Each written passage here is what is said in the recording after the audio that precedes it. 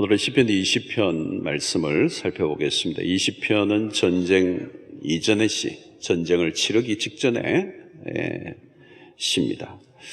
21장은 전쟁 이후의 시라고 볼 수가 있습니다. 오늘 시는 전쟁에 나가기 전에 왕을 위한 기도 또 노래라고 할 수 있습니다. 승리를 기원하는 중보기도라고 할 수 있습니다. 고대 사회는 전쟁이 많았죠. 전쟁이 많이 일어났습니다. 그리고 전쟁이 일어나면 왕이 그 전쟁에 진두지휘를 합니다.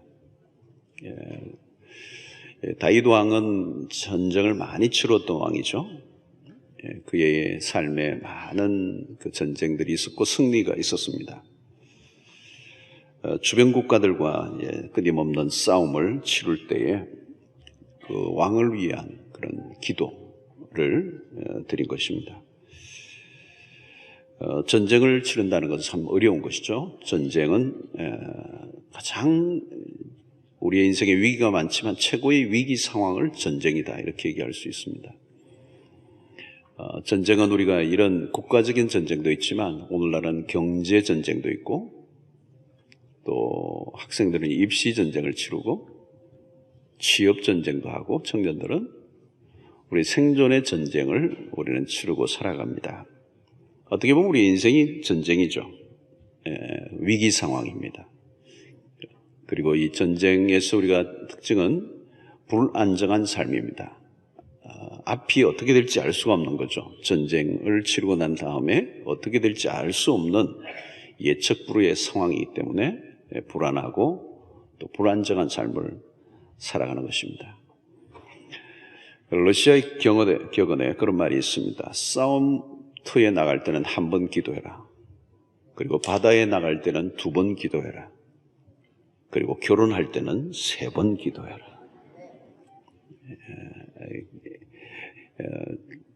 어떻게 보면 전쟁보다 더 심사숙고하고 기도해야 될 게 결혼입니다. 바다에 나가는 것도 그렇습니다. 그러니까 전쟁에 나갈 때나 바다에 나갈 때나 우리 결혼을 통해서 기도를 얘기하는 것은 그만큼 위험하다는 것입니다. 예측 부르고 알 수 없다는 것입니다. 전쟁에 나가면 죽을지 살지 모르는 것입니다. 바다에 나갈 때도 마찬가지죠. 이력편주입니다. 큰 바다, 큰 배를 몰고 나가도 거대한 바다의 한가운데 들어가서 거대한 물길이 일어나면 이력편주라고 그래요. 그래서 우리 배를 타시는 교우들 우리 교회도 많이 있는데 어떤 경우는 그랬대요. 너무 먼 항해를 하는데 거대한 배가 파도 속에 들어갔다가 나오는 거예요. 그래서 이번만 타고 안 탄다. 그러고 또 계시다가 또 타러 나가시고 그러는데 그만큼 위험한 그것이 갑자기 풍랑이 몰아닥치는 제가 호주에 있을 때도 이 둘로스 배가 뉴질랜드에서 호주로 오는데 얼마나 그 항해가 거칠어요. 뉴질랜드에서 호주로 오는 그쪽이 해안이 굉장히 그 바다가 거친데 이 배가 꽤 큰 배잖아요. 오는 길에 거대한 파도를 만난 거예요. 그 파도를 만나니까 죽는지 사는지 모두가 그냥 온 속에 있는 걸 다 꺼지거든요. 3일 동안 아무도 식당에 오는 사람이 없어요. 다 쓰러진 거예요. 다 쓰러진 거예요. 우리의 인생에 이 결혼이라는 것도 항로가 굉장히 위험한 것이죠. 돌발 상황이 많이 일어나고요. 무슨 일이 우리의 삶 속에 일어날지 알 수 없는 그런 인생을 걸어가는 것입니다. 자, 그래서 전쟁을 치르기 직전에는 마치 폭풍 전야와 같아. 폭풍이 전야. 우리나라는 이제 아직 그런 것은 많이 없습니다만 이 동남아 지역, 또 호주도 마찬가지입니다. 호주에도 마찬가지인데 스톰이라는 게 있습니다. 스톰. 갑자기 일어나는 거예요. 미국에도 그런 게 있죠. 토네이도 같은 것들이 있는. 어디서 갑자기 일어나는데 바람이 형성이 되어서 갑자기 몰아닥치는 거예요. 하늘이 어두워지고 바람이 몰아치면서 비를 동반하는데요. 무서워요, 무서워.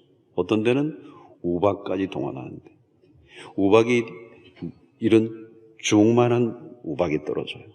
제가 한번 갔을 때도 그 우박이 떨어졌는데 바깥에 주차해놓은 채들을 다 들고 뺀다는 거죠. 예, 그러니까 어마어마한 보험료를 지급하게 되었는데요. 갑자기 그런 일이 일어나는 겁니다. 우박이 내리고 비바람이 몰아치고 그냥 거대한 나무들을 쓰러뜨려 버리는 것입니다. 자, 여러분, 이 전쟁이 그런 것입니다. 전쟁은 그런 것 이상이죠. 그야말로 무슨 일이 일어날지 아무도 모르는, 전쟁은 두려운 것입니다. 전쟁 영화를 보신 분들은 느낍니다만은 참혹하다는 거죠. 보고 난 다음에 참혹하다. 전쟁은 다시 일어나서는 안 된다. 그런 생각을 합니다. 우리나라 6.25 아마 여기에도 우리나라가 그 전쟁을 50년대에 그 경험하신 분들이 여기 많이 계시리라고 생각해요. 저희 부모님 세대들이 그걸 경험하셨습니다. 예. 자, 이 전쟁에서는 관건이 뭘까요? 승리입니다. 승리. 이겨야 된다. 오늘 우리 인생은 전쟁터로 본다면 우리의 인생의 전쟁터에서 우리도 승리해야 돼요. 전쟁터에서 지면 참혹한 것입니다. 포로가 되거나 죽임을 당하는 거죠. 자, 오늘 우리는 이 전쟁에서 핵심적인 주제는 무엇일까요? 무엇을 의지할 것인가의 싸움입니다. 오늘 7절에 그런 말씀이 나옵니다. 어떤 사람은 병거, 어떤 사람은 말을 의지하나. 우리는 여호와 우리 하나님의 이름을 자랑하리로다. 자, 전쟁에서 가장 중요한 것은 전력이죠. 예. 그 시대는 병거, 이 말이 오늘날 핵과 같은, 미사일과 같은 무기죠. 최고의 무기들이 병거, 말이었습니다.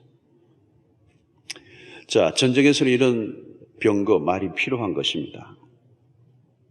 자, 오늘 이 본문 속에서 우리는 그냥 무조건 하나님을 믿으면 된다가 아니고 전쟁에서 준비할 것은 준비해야 되죠. 예, 전쟁을 위해서 군사적인 준비와 대책이 필요합니다. 전략이 필요하고 전술이 있어야 되고 무기가 있어야 합니다. 자, 그러나 더 중요한 것은 우리가 그렇게 준비했음에도 불구하고 그것을 의지하면 과연 무기와 전술과 전략만 있으면 전쟁에 이길 것인가라고 하는 것입니다. 자, 오늘 하나님의 백성들은 그런 것들을 의지함으로 승리할 수 없음을 얘기합니다. 오늘 여기 보니까 우리는 여호와 우리 하나님의 이름을 자랑하리로다.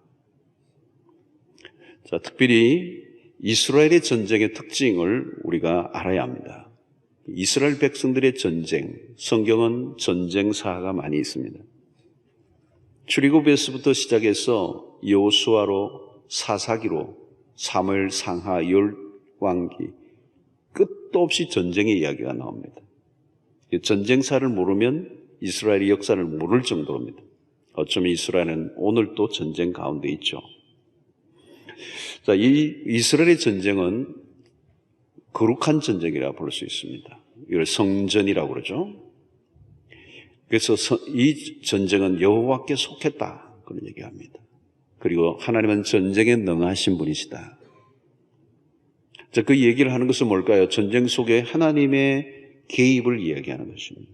전쟁은 인간의 나라와 나라와의 싸움이 아니고 그 안에는 하나님의 개입이 있다. 군사적인 전략만으로는 결과를 알 수 없다는 것입니다. 특별히 오늘 이 7절은 어떤 사람은 병거를 의지하고 어떤 사람은 말을 의지하지만 우리는 여호와 그분의 이름을 자랑한다.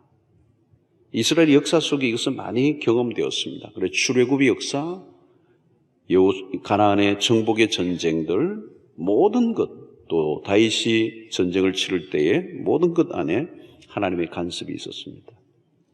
특별히 이스라엘 백성이 여호와를 의지하면 주변의 나라들이 힘을 잃어요. 그런데 이스라엘이 불신앙 속에 빠지고 우상 숭배를 하고 교만하면 이상하게 주변에 약했던 약소국들이 강대국이 돼요. 그리고 이스라엘을 공격해 옵니다. 그러니까 모든 것이 하나님에 의해서 달려 있습니다. 하나님을 의지하면 이기고 세상을 힘을 의지하면 지고. 자, 이것은 굉장히 하나님이 예민하게 바라보시는 작업인데요. 다윗이 무리하게 인구 조사를 한 적이 있습니다. 그 일로 인해서 하나님의 분노를 쌓게 하는데 이 인구 조사를 무리하게 감행하다가 그 일로 인하여 이스라엘 백성들에게 전염병이 생깁니다. 그리고 7만 명이 죽습니다. 하나님의 심판이죠. 굉장히 무서운 심판입니다. 자, 왜 이렇게 하나님이 대노하셨는가? 다윗의 이 행위가, 이 인구 조사하는 이 일이 단순히 수를 세는 센서스를 하는 게 아니고 자신의 힘을 가름하기 위해서입니다. 자신의 군사력을 확인하고 싶은 거예요. 그래서 인구 조사를 한 것입니다. 자, 여러분, 이 수를 자꾸 이렇게 카운트하는 거 안에 굉장히 위험한 게 있다는 거예요. 이 사람을 한 인격으로 보거나 한 사람을 이름으로 대하지 않고 수로 계산하고 그 수가 많아짐으로 그 수가 자랑이 되면 그 자랑으로 하나님을 의지하기보다 자신이 가지고 있는 힘을 의지하는 위험한 불신앙에 빠지게 되는 것입니다. 그래서 이 부분에 대해서 굉장히 예민하게 대하셔요. 외적인 조건과 힘들을 다윗이 의지하려고 하니까 하나님이 크게 대노하시는 거예요. 여러분, 세상의 힘을 의지한다는 것은 굉장히 우리에게도 늘 찾아오기 쉬운 유혹입니다. 그래서 우리는 연주를 대고 또 힘이 있는 사람과 엮어서 내 삶을 어떤 힘을 만들어 가려고 하죠. 우리가 사실 실제적으로 생존의 현장을 살다 보면 그야말로 죽느냐 사느냐의 그런 각축장이 됩니다. 그래서 인맥이 필요하고 항맥이 필요하고 별별 수를 다 되어야 이겨낼 것 같은 유혹에 빠지는 것.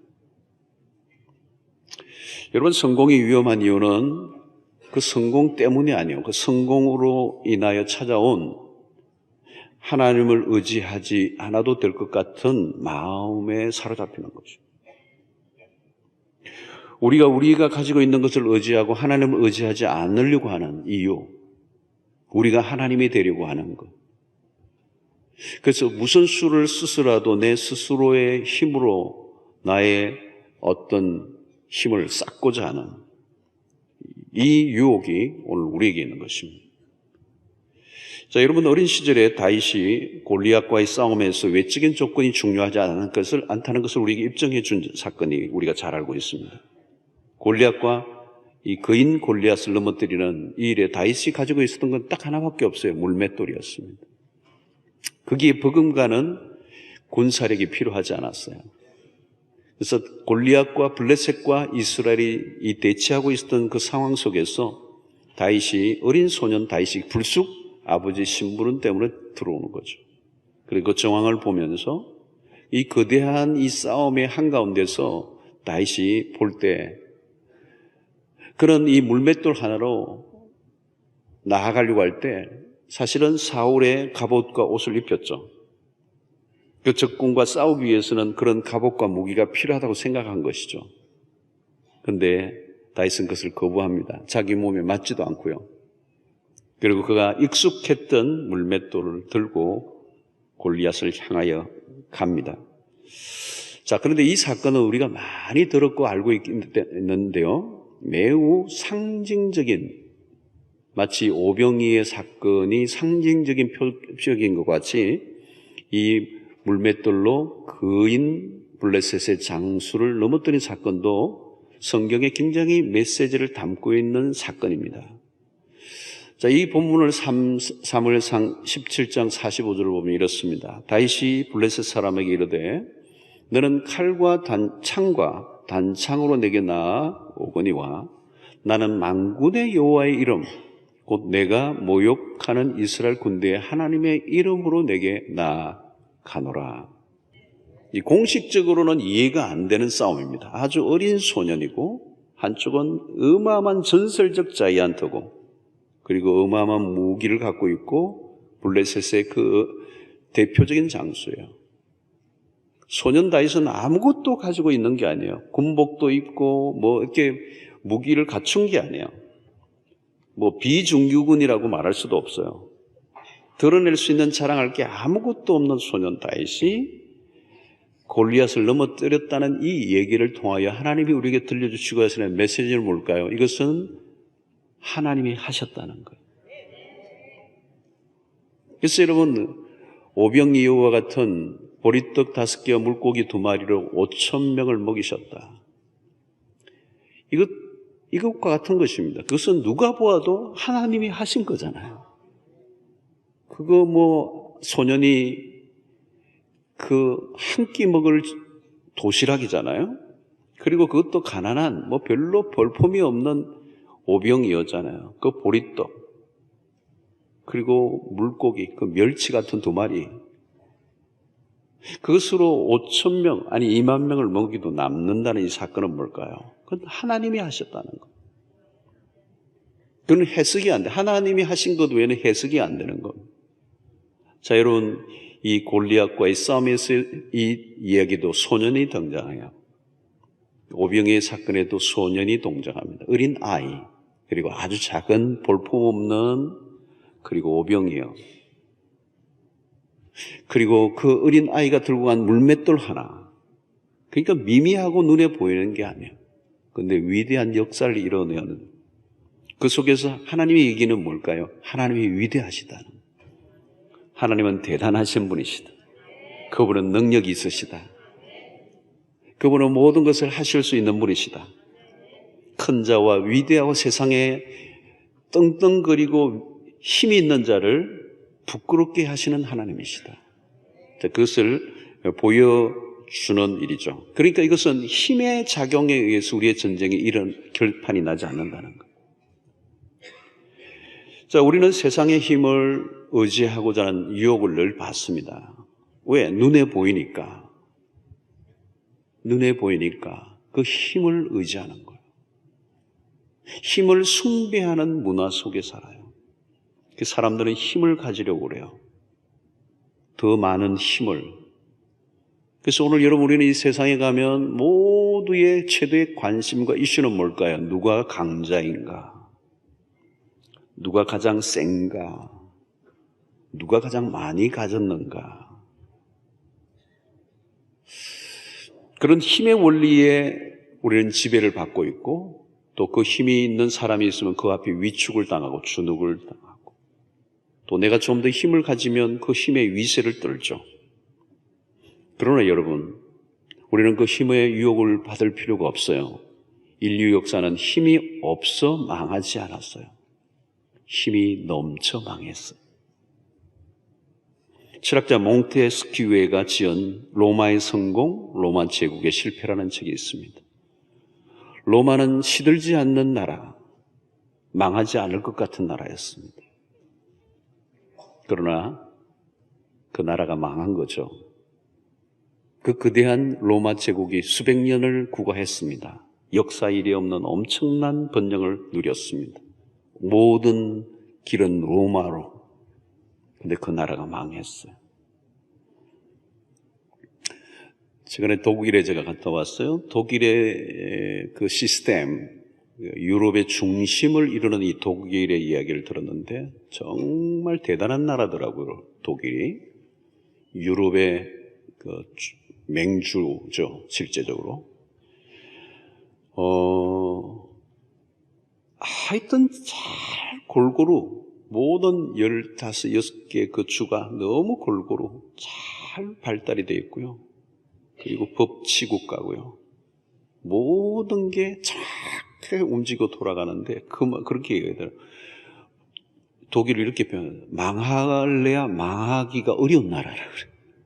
그렇게 시스템이 잘 되어 있는 나라고. 그래서 제가 속으로 그런 나라는 없다. 뭐 좋은 나라는 틀림없습니다만은, 여러분, 미국이 대단한 나라지만 미국은 지금 기울어져 있습니다. 굉장히 불안한 나라. 영국이 해가 지지 않는 나라였어요. 블랙시트를 통하여 보여준 것은 뭘까요? 영국이 불안한 겁니다. 우리부터 살자. 지금 미국의 정책이 뭐예요? 지금 트럼프를 뽑았던 이유는 뭘까요? 우리가 먼저 살아야 된다. 다른 나라도 다른 나라지만 온 세계를 책임지는 것도 중요하지만 먼저 우리가 살아야 된다. 불안한 것입니다. 자, 여러분, 힘으로 스스로 망하게 되어 있습니다. 인간의 힘은 유한한 것입니다. 인간의 힘은 영원하지 않습니다. 인간은 자신이 가진 힘으로 세워지기도 하지만 자신의 힘으로 무너지는 것입니다. 자, 여러분, 아사왕의 기도가 유명하죠. 역대하 14장 11절에 보면 아사가 그의 하나님 여호와께 부르짖어 이르되 여호와여 힘이 강한 자와 약한 자 사이에는 주밖에 도와줄 이가 없사오니 우리 하나님 여호와여 우리를 도우소서. 우리가 주를 의지하오며 주의 이름을 의탁하옵고 이 많은 무리를 치러 왔나이다. 여호와여 주는 우리 하나님이시오니 원하건대 사람이 주를 이기지 못하게 하옵소서. 이 힘이 강한 자와 약한 자 사이에 끼어 있다는 거죠. 아사왕. 이 사이에서 주밖에 도와줄 리가 없사오니 하나님 우리를 도와주십시오. 우리가 주를 의지합니다. 우리도 우리 인생을 살아가다 보면 강한 자와 약한 자 사이에 끼어 있는 거예요. 그래서 우리는 그 속에서 갈망하는 하나님밖에 없습니다. 지금 우리나라가 그래요, 여러분. 우리나라가. 우리는 이 모든 이 세계의 힘의 그 원리 안에 끼어 있어요. 저는 요즘도 이 사드 문제나 이런 걸 보면 너무 속이 상해요. 너무 속이 상해요. 어떤 것도 우리가 할 수 있는 게 없어요. 우리가 마음대로 할 수가 없어요. 중국과 미국의 끝없는 그 파워 게임 안에 우리는 있는 거예요. 우리가 마음대로 할 수 있는 게 없어요. 통일 문제에 대해서 제가 관심을 많이 가지고 많은 전문가들 또 강의 국내 최고의 그런 분들과 얘기를 나누다 보니까 막 속이 상하는 거예요. 통일을 우리가 마음대로 못 다루는 거예요. 세계 4강의 헤게모니 안에 우리는 들어있어요. 한쪽이라도 원하지 않으면 우리는 힘들어요. 우리의 마음대로 할 수 없어요. 자, 여러분, 전쟁 속에서 자, 그러면 오늘 무엇을 하고 있느냐는 거죠. 오늘 2절과 3절을 보면 성소에서 너를 도와주시고 시온에서 너를 붙드시며 내 모든 소재를 기억하시며 내 번제를 받아주시기를 원하노라. 자, 왕이 전쟁에 나가기 전에 제사를 드리고 있습니다. 하나님께 예배를 드리는 거죠. 자, 지금 굉장히 전쟁을 앞두고 정신이 없는 때입니다. 밤잠을 세워가며 전략을 고민하고 전열을 가다듬고 전쟁을 준비해야 되는데 지금 뭘 하고 있다면 소제와 번제를 드리고 있는 것입니다. 자, 이것이 하나님의 백성들 거룩한 전쟁의 차이예요. 다른 어떤 것보다도 먼저 무엇을 준비해야 되느냐? 영적 준비죠. 예배예요, 예배. 어떻게 보면 이 예배는 이 소제와 번제를 드리는 것은 전쟁과 전혀 상관없는 일처럼 보입니다. 지금 전쟁을 치르는 일에 이런 제사를 드리는 것이 무슨 의미가 있느냐? 그리고 나중에 드려도 되지 않느냐? 그런데 이것이 매우 인상적이죠. 어떻게 보면 낭비로 보입니다. 낭비로. 낭비로 보여요. 여러분, 세상의 사람들의 눈에 보면 오늘 우리 그리스도인들의 예배가 낭비로 보일 때가 있습니다. 그 뭐 하느냐? 주일날 쉬든지 땅이라도 차라리 파든지 어디 좀 이렇게 할 일이 많을 텐데 어떻게 그렇게 주일날 그 교회 가서 그것도 수영록에는 도로도 많이 막히고 시간도 많이 드는 것 같은데. 자, 여러분, 오늘 우리는 세상 사람들이 보기에는 우리가 하는 게 좀 이상하게 보일 수 있어요. 그러나 우리가 중요한 일이 있음에도 불구하고 모든 걸 제껴두고 의도적으로 어떤 공간에 와서 예배를 드림으로 우리는 세상 속에서 다르게 사는 자임을 지금 입증하고 있는 거예요. 전에 어떤 장로님의 간증을 들어보니까 참 그분은 놀랍더라고요. 미국에 계시는 분이 여러분들 아시는 분이 계시는데 유럽에 출장을 가서도 당신 교회, 주일날은 당신 교회 가서 예배를 드리는 거예요. 비행기를 타는 거예요. 잠시 그 당신의 교회 가서 예배를 드리고 오기 위해서 엄청난 대가를 지불하는 거예요. 물론 그것이 그분의 개인적인 간적이기 때문에 그걸 절대화시킬 수는 없지만 그분의 삶의 기준이죠. 예배. 그리고 자신의 교회. 사실 우리가 어디 가다 딴 교회 가면 여행 가다가 가면 뭔가 손님하고 구경 왔다 가는 것 같은 느낌이 들잖아요. 늘 내가 드리던 그 예배의 자리, 내가 앉아있는 그 자리. 오늘도 여러분들 늘 앉아있는 그 자리에 앉으셨죠? 예, 주일날도 보면 다 자리가 있더라고요. 특별히 이 앞은 자리가 있어요. 새벽 기도 때도 보니까 저도 그래요. 늘 앉는 자리에 앉아요. 어떤 분은 또 앉은 자리 누가 처음에 온 분이 몰라가 앉았으면 옆에 앉으면 되는데 내 자리입니다. 옆으로 가시라. 성가대도 자기 자리가 있더라고요. 예, 자기 자리가 있어가지고 옆에 누가 앉으면 안 되더라고요. 예, 또 어떤 분은 또 이상하게 또 이 직통파가 있어가지고 제가 아는 어떤 분은 우리 교회 말고 성가대원인데 어느 날 갑자기 앉아있는 분은 저리 가라고 그래. 자기가 갑자기 생뚱맞는데 성령께서 지금 이 자리에 앉으라고 했다. 성령파가 계시다고 이상하게 그래가지고 자기 자리를 마음대로 옮겨 다니는 사람. 오른손으로 밥 먹다가 갑자기 왼손으로 바꿔. 왜 그러냐. 성령이 지금 말씀하셨다고. 자, 여러분, 오늘 예배가 뭘까요? 왜 지금 전쟁을 앞두고 그 중요한 시점에 예배를 드리고 있습니까? 제사를 드리고 있습니까? 이 예배는 하나님이 하나님 되심에 빠져드는 시간입니다. 하나님이 누구이신지 아는 자들이 예배 드리는 거죠. 그러니까 이 예배를 드리는 동안에 우리의 시선을 오직 하나님께 집중하는 겁니다. 우리의 시야에 적군의 그 거대한 함성 소리가 아니고 거대한 배너가 흔들리며 그 적진의 그 험악한 상황에 집중하는 것이 아니고 하나님에게만 집중하는 시간. 그래서 이 재물과 시간들은 낭비가 아니에요. 예배를 통해 인간의 힘을 의지하지 않고 하나님 그분을 기억하고 그리고 그분을 의지하고자 하는 거죠. 전선의 건너편에는 새까맣게 적군들이 진을 치고 진군의 나팔 소리가 들려올 때 이런 전쟁은 무엇의 싸움인가 하면 기싸움입니다. 전쟁은 그들 안에 어떤 분위기가 매우 중요하죠. 그 전세를 기울게 하는 많은 것들은 그 상대를 제압하기 위해서 다양한 그런 운동과 그런 악기들과 요란한 배너들을 동원하죠. 이게 뭐예요? 상대를 꺾기 위해서입니다. 자, 오늘 성소에서 예배를 드리는 하나님의 백성들은 그 모든 함성과 그 소리, 시야의 것들이 아니라 하나님의 임재로 가득 차 있는. 여러분, 시편의 이 핵심적인 주제 중에 하나가 예배입니다. 예배. 그리고 예배의 처소에 대한 시인들의 동경을 갖고 있습니다. 예배를 일망하는 모습들을 시적으로 표현하는 대목들이 많이 있습니다. 사랑하는 성도 여러분, 오늘 우리는 전쟁터와 같은 세상을 살고 있습니다. 내일 아침 무슨 일이 일어날지 알 수 없는. 그래서 많은 사람들이 불면증에 빠지고 잠 못 이루는 밤, 그리고 신경쇠약증에 걸리고 두려움과 불안에 사로잡혀 살아갑니다. 전쟁터죠.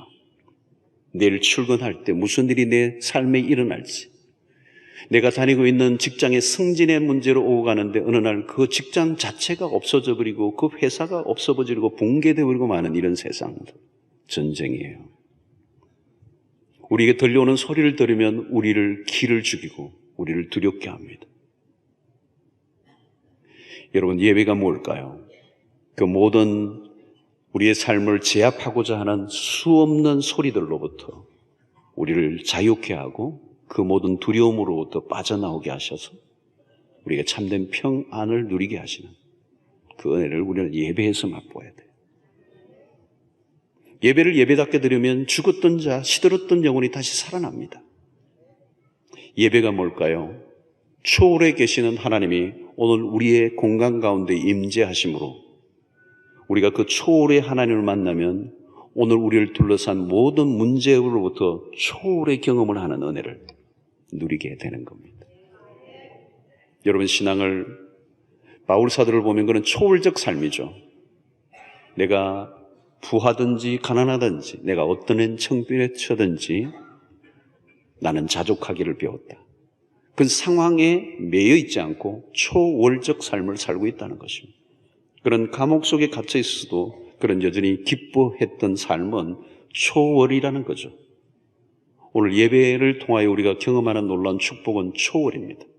오늘 현실에 갇히지 않고 현실에 아무리 힘들고 어려운 일이 일어나도 진정한 예배를 통하여 하나님의 능력과 하나님의 영광에 압도를 당하면 우리는 세상의 힘에 휘둘리지 않는 자유를 누릴 수 있는 것입니다. 예배에 생명을 걸어야 돼요, 여러분. 저는 우리는 예배가 한 10분, 20분 전에 다 하나님의 백성들이 꽉 차고 그래서 찬양으로 깊이 나아가고 기도와 말씀과 모든 시간들 속에 하나님의 임재로 충만함을 경험하고 축도가 끝난 다음에도 사람들이 그 여운, 성령의 임재의 그 여운에 차마 일어나지 못할 정도로 압도를 당하는 은혜가 있기를 원하는 거예요. 장사 시장터와 같은 예배가 아니고 말이에요. 정신없는 예배가 아니라 모든 시작과 끝까지 성령에 압도하시는 은혜가 있어서 하늘의 초월을 경험하고 하늘 문이 열리고 그 음성이 들리고 성령이 우리의 심령을 주장하고 내 안에 있는 모든 염려와 잡다한 근심과 생각들을 완전히 몰아내고 우리의 영이 주의 성령으로 자유를 얻는 은혜를. 여러분, 멋진 콘서트에 그 연주가 끝나도요, 사람들이요, 박수도 차마 못 쳐요. 왜? 그 음악 안에 빠져들어갔어. 클라우디오 아바도가 지휘하는 유명한 이 음악의 그 신화 같은 얘기가 있어요. 지휘가 끝났는데도 사람들이 가지를 않는 거예요. 아니, 박수를 치지 않는 거예요.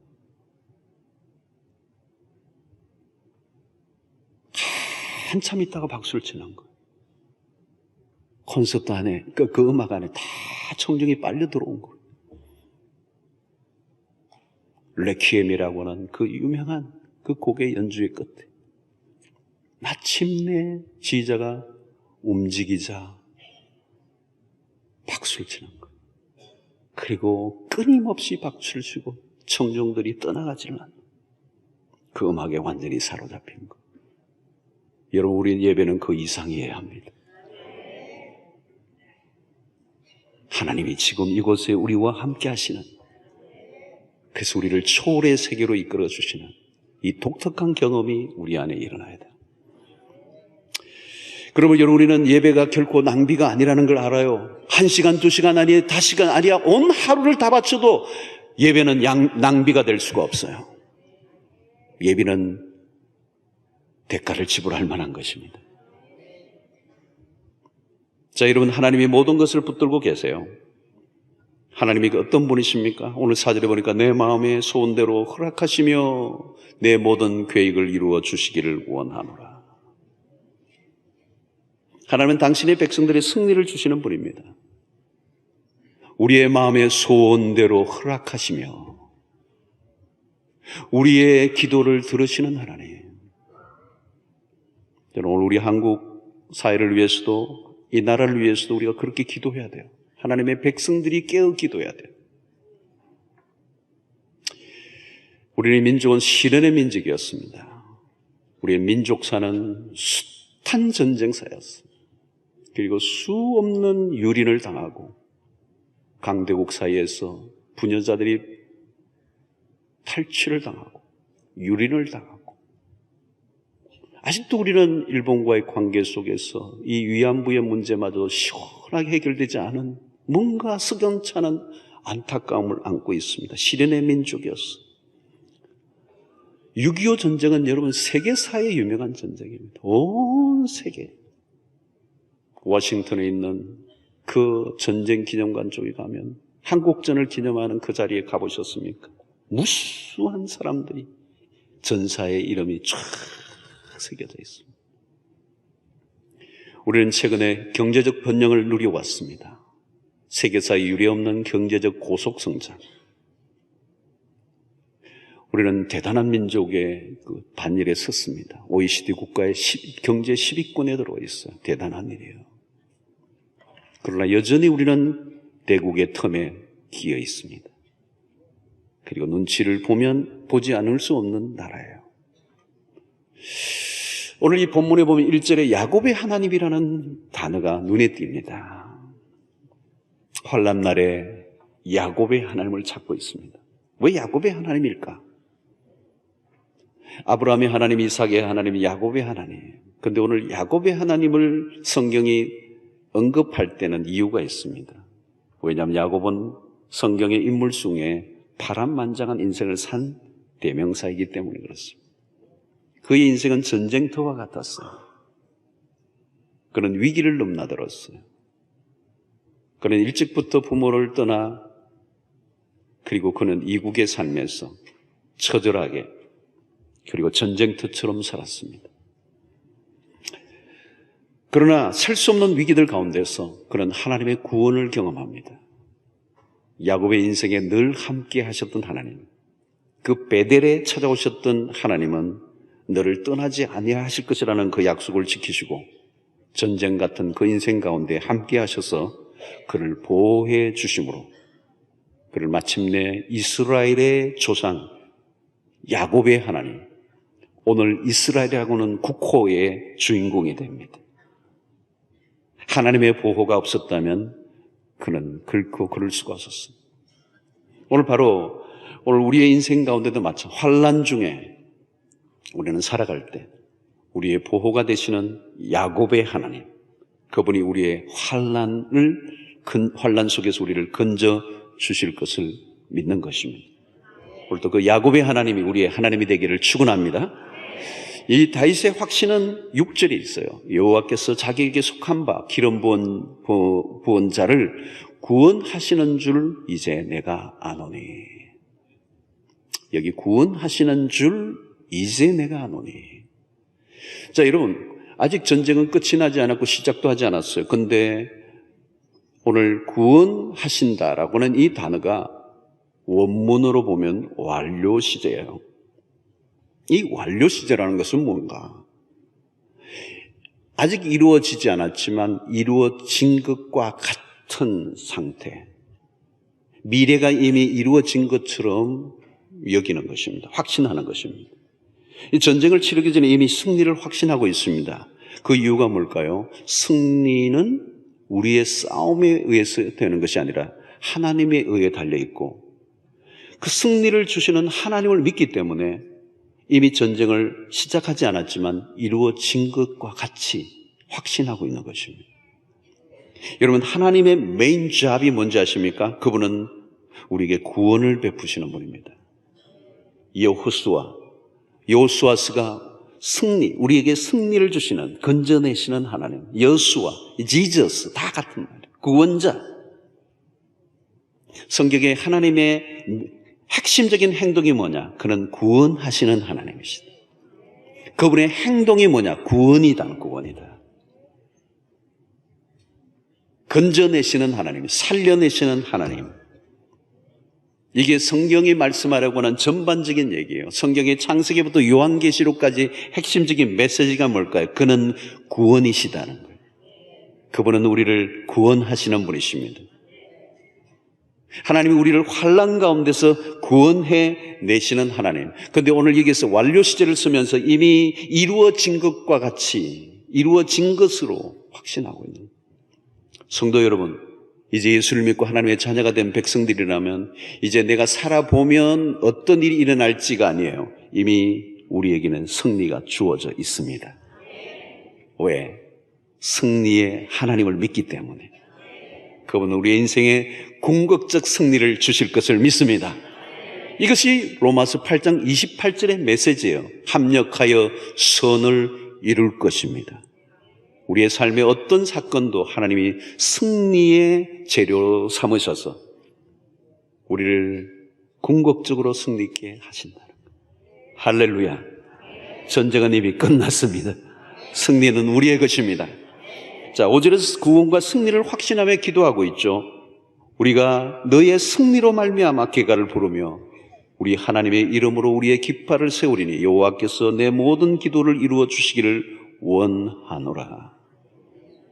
누가 기도합니까? 하나님을 아는 사람이 기도해요. 하나님이 누구인가를 알면 알수록 기도는 강렬해집니다.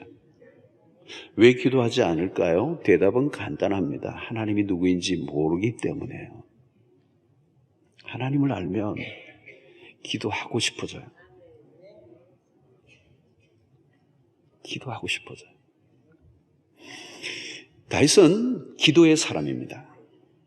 골리앗과의 싸움에서도 그는 조약돌을, 물맷돌을 그 시냇가에서 주울 때 무릎을 꿇는 행위 속에서 그는 이미 기도를 아는 사람입니다.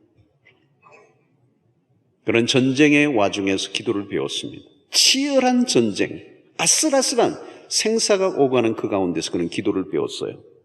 책상에서 이론으로 배운 기도가 아닙니다. 이론으로 배운 기도는 허약합니다. 오늘도 여러분, 남달리 삶이 힘들고 어렵게 아슬아슬한 위기를 넘나들면서 그것 때문에 기도 외에는 다른 길이 없었던 순간, 기도할 수밖에는 아무것도 할 수 없는 위급하고 위기의 삶을 넘나들었던, 그래서 기도를 배울 수밖에 없었던 분들은 축복받은 분들이에요. 어쩌면 밋밋한 아무 일도 일어나지 않은, 그래서 기도를 배울 수 없었던, 그게 축복이라고 말하기는 어려운 것입니다. 지난 금요 철야를 참고해 주시길 바랍니다. 여러분, 기도를 배울 수 있는 최상의 현장은 고난의 순간이요, 위기의 순간입니다. 하나님이 누구이신지를 알게 되는 거죠. 자, 오늘 본문에서 가장 많이 나오는 것 중에 하나는 하나님의 이름이라는 거죠. 1절과 5절과 7절에 나옵니다. 시편은 하나님의 이름에 주목합니다. 지난 주간에는 하나님의 얼굴, 시편의 굉장히 중요한 주제 중에 하나님의 얼굴이에요. 근데 오늘 하나님의 이름도 역시 중요해요. 시편에서 여호와는 나의 반석이시요, 나의 요새시요, 피난처시요, 방패시요, 성루시요, 이런 그 많은 은유들이 나오는데, 이 은유는 하나님을 지목하는 것입니다.